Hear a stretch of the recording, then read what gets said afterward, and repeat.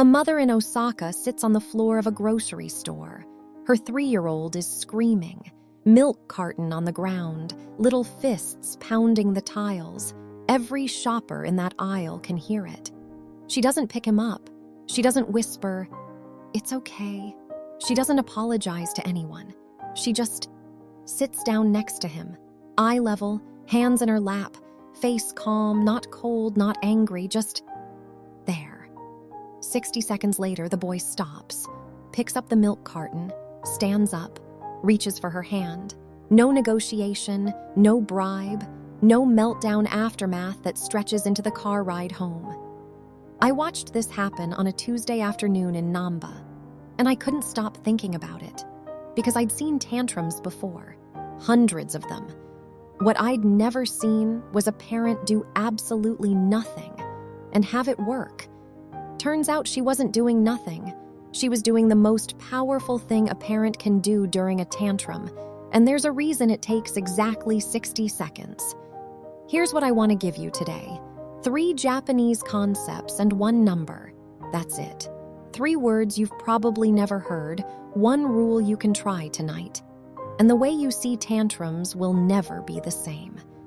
But first, I know what you're thinking. Different culture, different society. Japanese kids grow up in a completely different world. The discipline, the social structure, the respect thing. Of course it works there. It wouldn't work with my kid, in my house, at my Target on a Saturday morning. I get it. I thought the same thing, but here's the problem with that argument. Researchers at Yale's Child Study Center looked at what happens inside a child's brain during a tantrum. Not a Japanese child's brain, not an American child's brain, a human child's brain. And they found something that changes everything. When a tantrum starts, cortisol, as the stress hormone, floods both the child and the parent. Both of you, at the same time. And here's the number that matters. It takes approximately 60 seconds for cortisol to drop low enough for the prefrontal cortex to come back online. That's the part of the brain that listens, that reasons, that can actually hear you say, use your words. 60 seconds, not 5 minutes, not 20, 60 seconds of no new input. But here's where it gets brutal. A Stanford cross-cultural study tracked parenting responses across 6 countries.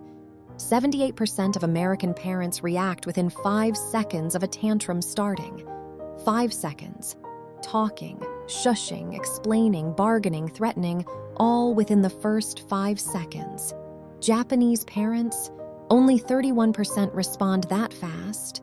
The rest, wait, and the results aren't even close. Japanese 5-year-olds average about 2 tantrums a week. American 5-year-olds, over 8. Same species, same brain architecture, same amygdala, same cortisol, same prefrontal cortex. Radically different results. So what do Japanese parents know that we don't? They have a word for that 60-second silence. And once you understand what it really means, you'll realize that everything you've been doing during a tantrum, the talking, the soothing, the explaining, all of it, every single bit of it, was gasoline. The word is ma, written like this: Jian. 1 character, 2 radicals, a gate with the sun peeking through the middle, a gate with light coming through. Ma doesn't mean silence, it doesn't mean emptiness. Ma means the space between. The Japanese built an entire aesthetic philosophy around this idea. In architecture, ma is the empty room that makes a house breathe. In music, ma is the pause between notes that gives a melody its shape. In painting, ma is the blank space that tells you where to look. And in parenting, ma is the 60 seconds between your child's scream and your first word. Not dead air, living space. We got this wrong in the West. We treat silence like a vacuum, something that needs to be filled immediately. Kid starts crying, talk. Kid starts screaming, talk louder. Kid throws himself on the floor, get down there and start explaining why we don't throw ourselves on the floor. We are terrified of the gap. Japanese parents trust it. and neuroscience says they're right. Think of your child's brain during a tantrum like a microphone too close to a speaker. That high-pitched screech? That's feedback. Sound feeds into the mic feeds it back to the speaker makes it louder, loop after loop, getting worse every cycle. What does every sound engineer do when feedback starts? They don't turn up the speaker to drown it out. They pull the cable. That's Ma. Every word you say during a meltdown, even gentle words, even I love you, is sound going back into that microphone. The amygdala doesn't process content during a tantrum. It only registers stimulation. More input, more fuel. More fuel, longer loop. Pull the cable, then remove the input. And the Riken Brain Science Institute measured what happens. 40 to 90 seconds. That's all it takes for the amygdala to de-escalate when no new stimulation is added. 60 seconds is not a random number. It's a neurological window. So here's what Ma looks like at your kitchen table on a Wednesday night. Your kid asks for ice cream before dinner. You say no. The screaming starts. Your gut says explain, justify. You can have ice cream after dinner, honey. Logical, reasonable, completely useless. Because the prefrontal cortex just went offline and nobody's home to hear your logic. Instead, you sit down next to him. You lower yourself to his eye level, face neutral, not angry, not worried, just present. At 20 seconds, he gets louder. This is the extinction burst, the tantrum's last attempt to pull a reaction out of you. At 40 seconds, the volume drops.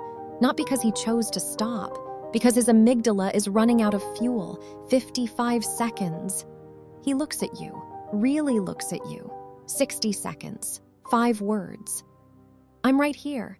You're okay. That's Ma. Not the absence of parenting, the architecture of it. The gate with light coming through. But Ma is only half the equation. Because silence without presence is just abandonment. A parent who walks away and scrolls their phone for 60 seconds is not practicing Ma. That's neglect wearing a timer. There's a second word. And this one is the reason Japanese parents can sit on a grocery store floor and look completely calm while their child is losing it. The word is Mimamoru. 2 parts. Jian, to see. Shuru, to protect. Watching that protects. Not watching from a distance. Watching A's protection. Your eyes are the shield. Your presence is the intervention.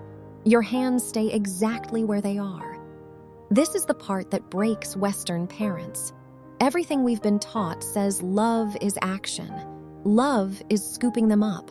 Love is fixing it, kissing it, making it go away before the tears dry. Mimamoru says, no. Love is also the woman on the park bench 10 meters away. A 4-year-old trips on the playground, knees hit gravel. The cry starts, that sharp one that makes every parent flinch. An American mom is already halfway there, hands out. Oh no, are you okay? The Japanese mother on the bench doesn't stand up. She sees. Her eyes are locked on her child, but her body doesn't move.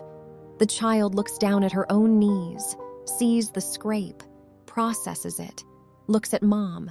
Mom's face is calm, not rushing. The 4-year-old wipes her knees, stands up, looks at Mom one more time. Mom gives a small nod, and the girl goes back to playing. 30 seconds, no words, no rescue. And that child just learned 3 things that will shape the rest of her life. I can fall, I can get back up, and someone I love trusts me to do it. Researchers at Kyoto University followed 1,200 families for 3 years. Children whose parents practiced this watchful waiting style hit emotional self-regulation milestones an average of 14 months earlier. 14 months. That's the difference between a 5-year-old who can name their feelings and one who still throws things when frustrated. And the mechanism wasn't toughness, it was practice. Every time a Mimamoru parent resists the urge to jump in, the child's brain gets one more repetition of the full emotional cycle: escalation, peak, de-escalation, recovery. Without someone cutting the process short, we intervene at the peak, right when the emotion is loudest, which feels like love. But what the child learns is, I cannot complete this cycle alone. Mimamoru lets the cycle complete, and completion is where regulation is born. But I want to be honest, because this probably sounds elegant and very Japanese. Sit on the bench, nod wisely. Reality is your child screaming so hard they can't breathe, and you're standing there watching, and every fiber in your body is vibrating because you want to help, and you're choosing not to, and it feels wrong. That feeling? That tension between wanting to act and choosing to wait? The Japanese have a word for that too, and this one isn't about your child. It's about you. The word is gaman. Woe man. Most dictionaries say patience or endurance. It's neither. Gaman is holding yourself steady when everything inside you is on fire. Not because you don't feel it, because you feel it. The urgency, the guilt, the panic, and you choose stillness anyway. Western patience says, don't react. Gaman says, feel everything and still don't react. One is suppression, the other is mastery. Researchers at Tohoku University measured baseline cortisol in 4-year-olds across Japan and the United States. Not during tantrums, just a normal Tuesday. Japanese 4-year-olds had cortisol levels 23% lower. But here's the part that stopped me. They tested the parents too. Japanese parents had cortisol levels 19% lower. Not because life is less stressful in Tokyo. They were calmer because they practiced being calmer. Daily, in small moments, over years, and your child is watching you practice. This is where the whole system clicks. Ma gives the child space. Mimamoru gives the child your eyes. Gaman gives the child a mirror. Children don't learn regulation from what you tell them. They learn it from what your body does.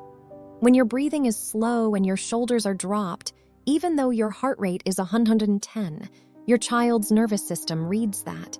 Co-regulation. Their mirror neurons are firing, searching for a template. Am I safe? How scared should I be? If your body says, we're okay, their body believes it. You cannot give your child a calm you don't have. Now let me be straight with you. Japanese parents aren't monks. They yell. They feel guilty at 11 p.m. scrolling parenting forums just like you do. This isn't perfection. It's a default. When the tantrum starts, what's your first move? That's all. Training your first move from react to pause. And some tantrums are medical. Some are sensory. Some are your kid running on 4 hours of sleep and a crushed cracker, and no philosophy on earth helps. You just survived that one. That's real. But here's the gift. That Washington University study where parents learned to pause 60 seconds before responding? Tantrums dropped 42% in 8 weeks. And the part they didn't put in the headline, 87% of parents said they felt more confident. Not because tantrums stopped, because they finally had something to do that wasn't panic. The pause gave them a place to stand. So, 4 things. That's all I'm leaving you with. The 60-second reset. When the tantrum starts, stop. Lower yourself to their level. Count silently to 60. You're not ignoring your child. You're giving their brain the one thing it needs to come back online. Quiet, the guardian gaze. During those 60 seconds, your eyes don't leave them. Your face says 3 things. I see you. I'm not scared. I'm not leaving. A 4-year-old can't hear your words during a meltdown, but they can read your face in a heartbeat. The first 5 words. When the shift comes, the volume drops, their eyes find yours. Your first sentence is 5 words or less. I'm right here. You're safe now. Not a lesson, not an explanation. The lesson already happened in the silence. the mirror principle. This one isn't for the tantrum, it's for every moment around it. Every time you take a breath instead of raising your voice, noted. Every time you say, "I need a minute," stored, memorized, repeated back to you 3 years later on a playground. You are the textbook. That's it. 60 seconds of space, a gaze that guards, 5 quiet words, and the understanding that you're not just managing tantrums, you're modeling what it looks like to feel something overwhelming and survive it with grace. I keep thinking about that mother in Osaka. She didn't look like she was doing a technique. She didn't look like she was counting to 60. She looked like someone who'd made peace with a very simple truth, that the most loving thing she could offer her child in that moment was her stillness. And 60 seconds later, a little boy reached for her hand, not because he was bribed or threatened or distracted, because the storm passed. And when it did, she was still there. That's all any of us want, isn't it? When we're at our worst, our loudest, our most unreasonable, we just want to look up and see someone who stayed. If this changed how you see tantrums, send it to someone who needs to hear it tonight. And if you want more, you know what to do. You don't need to be a Japanese parent. You don't need to be calm by nature. You don't need to have it figured out. You just need 60 seconds. And the quietest parents raise the loudest hearts.